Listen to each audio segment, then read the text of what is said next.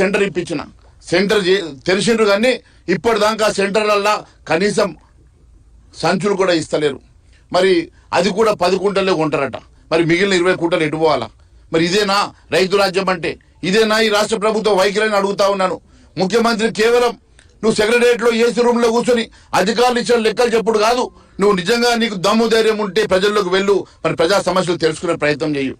ఈరోజు తెలంగాణ రాష్ట్రంలో Bharatiya Janata party parliament సభ్యులు ఈటల రాజేందర్ గారితో సహా అనేక మంది పార్లమెంట్ సభ్యులు, అదే మాదిరిగా మా శాసన సభ్యులు, శాసన మండలి సభ్యులు, ఇప్పుడు కొమరయ్య గారితో పాటు అంజిరెడ్డి గారితో పాటు శాసన ఏవిఎన్ రెడ్డి గారితో సహా అందరూ ఉన్నటువంటి శాసన మండలు, మా శాసన సభ్యులు అందరూ కలిసి గత 4 రోజుల నుంచి పర్యటన చేస్తున్న సందర్భంగా అనేక సమస్యలు మేము తెలుసుకున్నాం. మరి రేపు ఖచ్చితంగా ఇవన్నిటి మీద ఒక బహిరంగ లేఖ ముఖ్యమంత్రి గారికి రాస్తాం. దాని తర్వాత మేము కార్యాచరణ ప్రకటిస్తాం.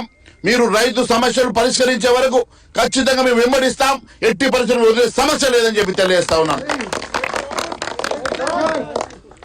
అంతేకాదు ఈరోజు గాలి లెక్కలు చెప్పుకుంటా, గాలి మాటలు చెప్పుకుంటా రేవంత్ రెడ్డి గారు మీకు ఒకటే సూటిగా ప్రశ్నిస్తా ఉన్నాను. రైతు కన్నీళ్లు పెడతా ఉన్నాడు, రైతు బాధపడతా ఉన్నాడు. 6 కాలాలు కష్టపడి పండించిన పంట అమ్ముకోవడానికి ఈ ఎండాకాలం అంతా కళ్ళల పొట్ట కావలి కాస్తూ నిన్న మొన్న అనేక మంది వడగాల్పులతోటి, మరి కొందరు వడదెబ్బలతోటి నిన్న ఒక స్టేషన్ గర్భంలో రైతు చనిపోయిండు. మొన్న లక్షడిపేటలో 3 చనిపోయిండ్రు. మరి ఈ రకంగా రైతులు చనిపోతే కూడా నీకు కనికరం వస్తలేదు. ఎట్టి పరిస్థితుల్లో నువ్వు చివరి గింజ కొనుగోలు చేసేదాకా భారతీయ జనతా పార్టీ రైతుల పక్షాన్ని నిలబడి పోరాటం చేస్తుంది.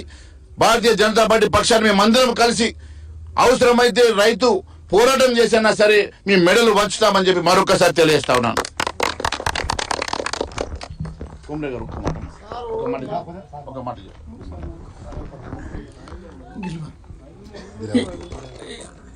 బీజేపీ పార్టీ లాస్ట్ 4 days నుంచి పరిగి నుంచి హైదరాబాదు, మన వరంగల్, కరీంనగర్లో, పెద్దపల్లి, తర్వాత ఈరోజు ఖానాపూరు, నిర్మల్